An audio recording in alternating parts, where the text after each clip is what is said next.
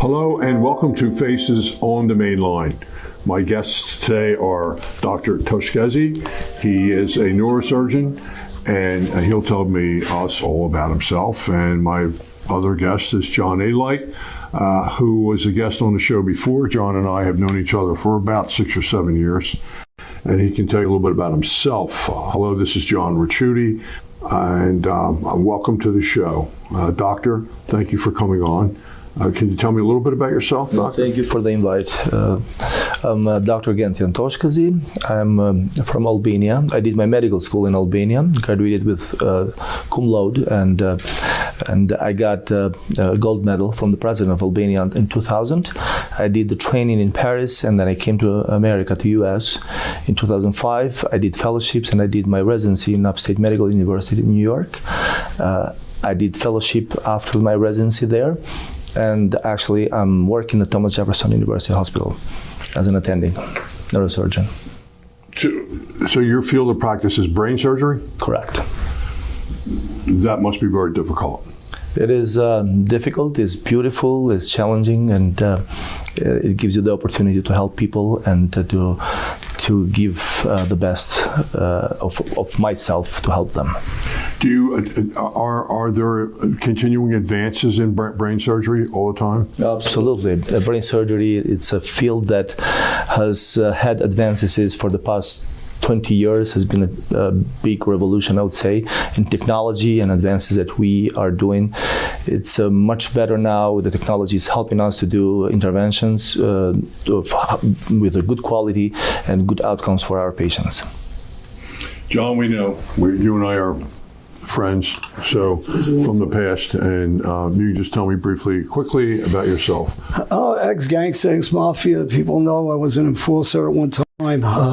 Changed my life, and I'm involved in advocating pro-police, pro-America, but I'm also involved in helping some cases like Oscar Lugo out of Philadelphia, who got 400 years, and in my opinion, Philadelphia has been one of the most corrupt government-run agencies, and it's not my opinion. 53 different political people have been arrested in this state for corruption. So when guys like Oscar Lugo get 400 years, unwarranted, should be home a long time ago, I'm advocating for guys for some of these cases. And overall, the police department, like I said, I am for, but for some of the corrupt police department that ruin it for the rest, I have to expose them. And again, I'm pro-police, but I'm pro-America, but I'm on a different path in my life. I'm trying to help these people that have been convicted, for the wrong things for the wrong amount of time. Other than being Albanian, what's your connection? I think I know John from more than 5 years now. In Albania, we met. John is a celebrity there. In Albania, I was on vacation at that time. It happened that we were in the same place. And I found in John that guy that wants to help people. I think the other connection is we both want the best for other people and to help. He on his way, with his history and that he led behind, telling people, motivate people for a better life. Myself in another direction, helping people in need to improve their lives. People who has disease, brain tumors, spine disease, and that also is also helping them. So I think the other connection is helping people. Yeah. Well, you're a good imprimatur for John. That you kind of anointed him as a friend, and you're doing good things for a lot of people. I think one of the things we want to touch on today is Kensington and the drug issues surrounding that community. I guess I'm sure you're familiar with it as well. You personally had a tragedy in your life. Are you welcome to talk about that? Yeah, I'm open to talk about it. I started with Kensington. I got involved because of the opioid crisis, the drug crisis, the locations for the government's approving some of these drug-free zones where they could shoot up, and it's being funded by the government for these, and I'm against it. I think it brings nothing but more crime, brings the drug dealers to those locations. It traps these kids and these adults that are using drugs in a no-ending zone of circling around, and our government's basically giving up on them by doing this. I think it should be more help with therapy, psychological. There should be more people advocating to get them off drugs and somehow mentally, not to give them drugs nonstop where they're never going to stop using them. And the crime that's there, they're being victimized by people that are on the street taking advantage of them. How do you do that? How do you get people to go into rehab? I mean, I spent 13 months, my partner and I, Jill Freshy, developing a documentary that was award-winning about the crisis in Kensington. How do you get someone who's a user, and they've gotten there for a number of reasons. They could have had an abused childhood. They could have been, there could have been an incestuous situation involving someone. They could be a military veteran who's no longer able to get drugs. So they start to buy drugs. Well, I'll tell you on a personal standard. I got involved with you for people who know, and I was involved. You with were part of the film. Part of the film. Yeah, you were part of the film, and I was on the other side of this. I was a drug dealer. I was a criminal. I understand the mindset of people that we were selling to. So I'm stepping back from that. And I see both ends of this, that I think political people and government people have agendas and that they're not true, or some of them are true, but they just don't have the understanding and knowledge.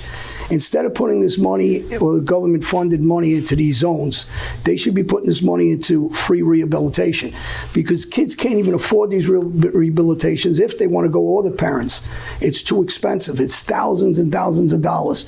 So this should be funded by our local government and our federal government and help these kids get the help they need as far as therapy in these places and not prisons. Well, Governor Shapiro has got a lot of money coming Philadelphia's way. How should he use that money? You have to take people, you know, it's like anything else. You have Congress, you have a table full of people with ideas and different walks of life and nationalities and religions, and have guys like me and other guys that understand the street and some political people sitting down together and talk it out of what you think the best way is to work with these people. But it isn't giving them drugs and giving them access to drugs and giving them access to drug dealers who are indebting them to it and then using them to go rob for them or kill for them, or because they're in trouble and they need those drugs. These aren't criminals. These are addicted people that need help. So there's got to be a better way than what they're doing now, because this is insane what they're doing. They're just piling people on top of people to keep getting high. There's no end in sight. No, there isn't. I know that. It's worse now than ever. Doctor, what's your opinion? I think that this is something that is touching our society today. That it's a disease, I would say, that a lot of people are getting addicted to finding drugs for recreational and to find that pleasure of life and forgetting the problems of every day through those drugs and getting addicted to it. I think should be in prevention of those people to get those drugs, and that what John mentioned is it takes a lot from government, society, and social workers, and also treatment of the people who are already in that addiction, because it's not their fault that they are addicted to it, and they need some help to get out of that, to get clean. And I think it takes also rehabilitation centers, but they need to be centers that attract those people, and like John said, not kind of punishing them, but to give them the help that they need. On the other hand, I think social media and the society need to talk more about it and the risks of those drugs and the addiction, and also the tragedies that can come with it. And we should not be afraid of talking about it, and people who need help needs to talk freely, and people who are around them needs to ask for help for those people, I think. You're you're a brain surgeon. How do drugs affect one's brain? So drugs, fentanyl, let's say, we were talking about fentanyl a lot recently. It's a miraculous drug for people who are in pain and in the hospital. It's a very powerful drug that we use in the hospital to decrease pain or to give to the patient who goes under certain procedures so they are comfortable with that. Or patients who are in the ICU and they need this drug because they are in pain and then we need to get them through that process of the disease that they have. So those drugs are made mainly to give to people to decrease this pain and to help them to get better. However, taking those drugs in the body, it decreases the pain, but how it modulates the pain, I would say. But some of the side effects, I would say, is in the brain when they give this feeling of euphoria, happiness, and forgetting the problems of every day. When you take it in a higher dose, and when you get on the street, you don't have the right dose because it's not prescribed from the medical provider. Nursing, doctors, is given from someone that you don't know the dose that you're getting. That can be a higher dose that can give a suppression of the respiration. So beside that effect of happiness that you get, you might, or you are in danger of not breathing and get anoxic brain and damage on the brain. That's one of the tragedies that we are talking about John's daughter. And I think I always compare taking those drugs like jumping from the airplane without a parachute. Well, in the hospital, you have monitoring, you have doctors, nurses that check on you all the time. You have the right dose to take it. If you take it on the street, you are jumping from the plane with that happiness in the beginning, but you don't have a parachute and you don't know how that might end. And on the other hand, the body gets used to those drugs and you require a higher dose. So every time you take that drug, to get that happiness and your euphoria and that pleasure from those drugs, you need a higher dose, and that creates the addiction. And that makes it harder to disconnect those people from those drugs. And that addiction can affect their behavior in the society. They are willing to do a lot of other activities that are not legal or probably hurtful for the society to provide those drugs. In the meantime, people who sell those drugs, they get richer and get money. People who are in need of those drugs are being victims, I would say, of those people and of the drugs itself. So it's complex. I think it requires a whole society to change the mindset about those drugs, to talk more about it, to know the risks, and especially in young people, they need to be educated about what it is, and what those drugs can do to them. John, I think this is something you probably know more about than a doctor. How does fentanyl get into the country? It's getting it from China, 165,000 labs out of China, selling it to the cartels in Mexico. They're opening lab after lab now. It's coming through San Diego, Tijuana, through the border. You get about 40 to 60% come from China and Tijuana. And we need sanctions against these countries. They're not calling a controlled substance in China, so they don't have to monitor their labs, or Mexico. You have the corruption on the Mexican side, and yet it's a $35 billion industry, pharmaceutical industry. The problem is our country, our government, when they do these omnibus bills and all these total bills of throwing trillions of dollars out, politically they talk a good game, all of them, but when you send $100 billion to Ukraine, to a war that you're funding where 15,000, 20,000 people are losing their lives, I feel bad for those people. I've said it over and over again. But where's for the kids who are losing their lives here, 100,000 plus every year? Here's the war. Why aren't we putting that $100 billion into our children? Why are we allowing this immigration floodgates coming in where these people are suffering also? This is not an American dream, it's an American nightmare. They're coming here, they're being raped, they're being tortured, they're being child trafficked, they're living and sleeping on defecated streets, and then our government's giving them free Xboxes, putting them in hotels. How about these kids that are living all over the street all these years? Why aren't we giving them places to stay? Why aren't we funding them instead of funding Iraq with billions of dollars that hate this country? Why are we not giving, Iran, and funding these countries? You're funding money into the borders of other countries, and you're not protecting our own border. And I believe in immigration for the people are saying. I do believe, but not this way, because those people are indebted to the cartels. They're being abused by the cartels. They can't get a work visa for 4 years because of the influx of so many people. We have our veterans, 44,000 living on the street, becoming drug addicts, and for PTSD, suffering. We have orphans, 125,000 of them, and our government saying we don't have the money to fund the American citizens and kids that are dying every day and are addicted. Instead, they're being butchered on the street. They're going to prisons, and it's a revolving door because we do not want to fund them because it doesn't help them politically.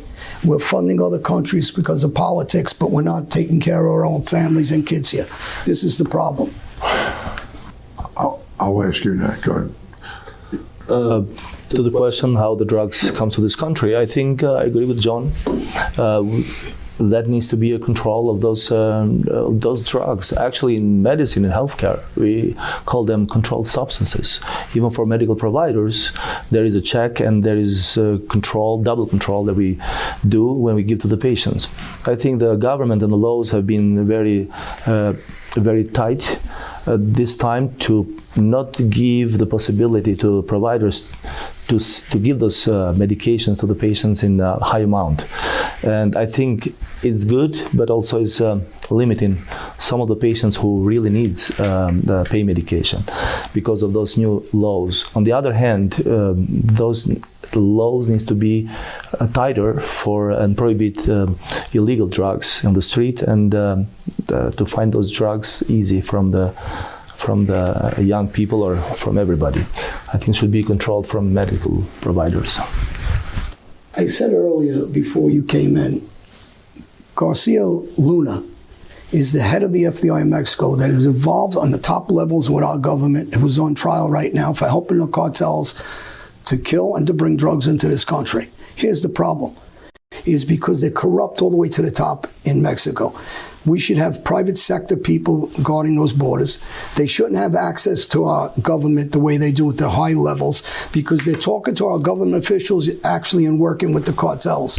So this isn't something I'm just cooking up and saying this corruption.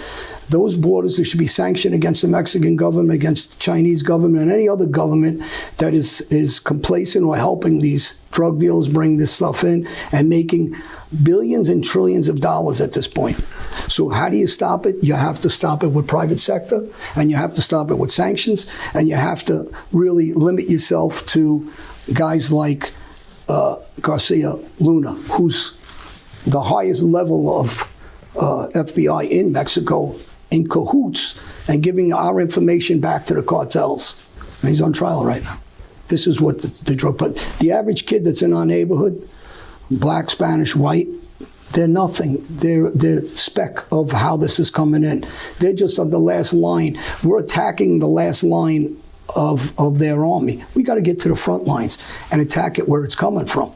It's too late once we're attacking these kids on the street, because without the drugs coming in like this, they can't sell it like this. You got introduced to Kensington through the project that we did on mainlinetv.org. What is your involvement with Kensington now? Well, obviously, I lost my daughter 6 months ago from fentanyl. She was murdered from fentanyl. It's not an overdose. I've said it. She's not buying fentanyl like a lot of kids. They're putting it in things that they don't know what's in. Diet pills, Xanax, Adderall, drinks. They're putting it in everything. So you said they. I'm sorry to interrupt you, but who's they? Drug deals, Mexico, cartels, China. They're all in cahoots with selling this because you're making millions and millions of dollars off a kilo of fentanyl. It's a speck of grain of sand, he can explain. This tiny that puts in the effect that it would take tons of cocaine. So instead of buying cocaine and putting cocaine in, it's a lot more expensive. They put very little cocaine in, they cut it, and they put fentanyl in it. And they don't know how to monitor it, so they're killing kids left and right that are just taking a little bit and they're overdosing off it, and it's murder. It's not an overdose. the problem is nothing is regulated by these countries, and it's just flowing into this like a river flows. And it needs to stop through our government officials and to those governments with sanctions, not with the kids from our neighborhood. The kids from our neighborhoods are nothing compared to the millions and millions and trillions of dollars that are coming into this country in drugs. You think open borders hasn't had an effect on the drugs coming into the country? I know the borders. We used to move drugs and we used to bring in pounds of marijuana. But when we were bringing it in, we weren't bringing in fentanyl. These guys are bringing in fentanyl. It's the most deadly drug out there. It's 100 times, I believe, than heroin, and 50 times more than morphine. This stuff is just lethal. It's like dropping a bomb here. So that 100 billion in Ukraine should be right here, with our children here, our families right here. And when you want to help them, again, you got to help your own citizens first, our veterans and the people that are suffering in this country and dying every day, and they're in this circle of death. And no one's doing anything about it. It's so frustrating watching these politicians talk and talk and talk, and they know what they need to do to fix this. You have our agencies on the border, on the immigration border, that we all believe in immigration, but it's got to be done properly or they're suffering too. They're not getting that American dream. So the problem is it's a political position by both parties, and who cares what side of the aisle you're on? Fix it. Do something about it. Stop putting money all around the world when you can't even control what's going on in this country. You got 800,000 homeless people in this country. Nobody's doing anything about it. And you want to bring in another 3 or 4 million now? 5 million? What are you doing with them? I says, and who's suffering is our kids. Do you see a lot of overdoses come through the hospital? You probably wouldn't. It's not. Yes, I'm a neurosurgeon, so my specialty is intervention in the brain and the spine for different pathologies. But however, we get called when there are cases, emergent cases, with patients that have brain swelling, and that is a case when the patient has an overdose and has brain edema and oxy brain injury. It's devastating injury for those patients, and they call us to ask if we can do anything about it. Unfortunately, it's when that happens, that has happened, it's very difficult to get a way to recover or to do any treatments for those patients because they come late. It's already done the damage, and it's unfortunate. It's a tragedy. John, my experience with Narcan, and I know how to use it, works well with heroin or morphine, but it does not work well with fentanyl. Is that true? It doesn't work well when they mix different drugs with the fentanyl. So if you're having cocaine and maybe ate a Percocet and you fentanyl, my daughter, when I didn't know much about the fentanyl industry until my daughter passed from it, was murdered by it. And I got involved with families that are all in touch with me. So I deal with this on a regular basis now where people are losing their family members. And it's so frustrating for us to know that it's just one more victim and it's continuous. That when I first learned about it, I called him because he's my best friend and he understands it. And he was giving me the understanding that I had my daughter on life support for 4 days and I was suffering. And he knew from speaking with the other doctors for me and discussing that she really didn't have a chance. And he was trying to let me know and gently bring me down to reality that this is not going to end well. And, you need to say goodbye.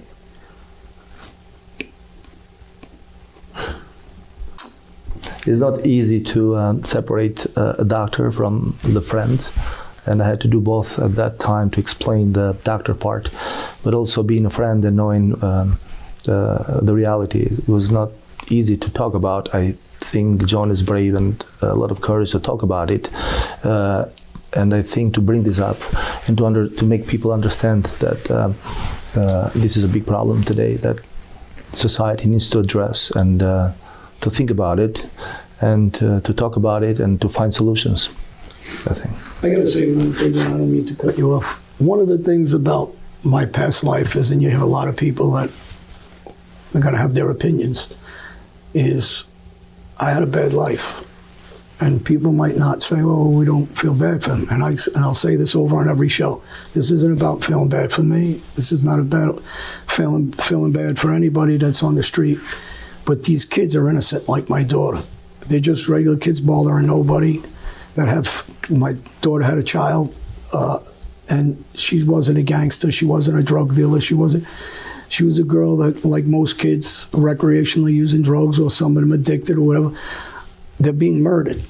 And yeah, I want people to feel bad for them and not me. I'm just out here advocating to save one more child from dying like my daughter did, or our friend Jim that did, or what Sam Opizio is doing now is running for city council trying to save lives. That's the difference. Do we say enough about safe injection sites? Do you have any opinions on them? I don't believe safe injection sites are safe.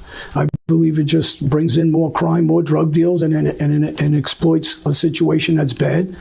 And dealers are going to take advantage of it. They got clients sitting there waiting for them, and they're going to get them indebted to them. And then when they're indebted to them, they're going to tell them, "I know where something's at. You got to rob this for me," and they're going to do it. And you're going to make criminals out of these kids and guys and adults that are on these safe injection sites.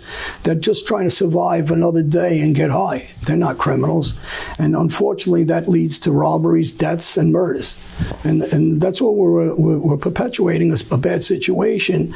And the only way this is going to stop is to take those billions of dollars and put it into industries with doctors, with therapists, where it's free and the government's paying for it, instead of the injection sites. Get them in there. Got a couple minutes left. Anything you guys want to finish up with? I think thank you for inviting me here, and I think it's good to talk about those problems and to talk more so the people understand what exactly it is. That little pleasure they get in the beginning from those drugs can turn out in a big tragedy and addiction and other social problems. So I thank you, my friend, that he talks about everywhere about this problem to help people in need. And for me, I just want to say, follow, again, Oscar Lugo, his case out of Philadelphia, the injustice of his case. I will be talking about that. And if anybody that's suffering through family deaths or don't know how to deal with somebody who's an addict, and you want to contact me at John Alite on Instagram, on my website, johnalite.com. And the more people that voice their opinions as a group, we're stronger to try to combat what's going on. Until next time, this is John Ricciutti, mainlinetv.org. Thank you.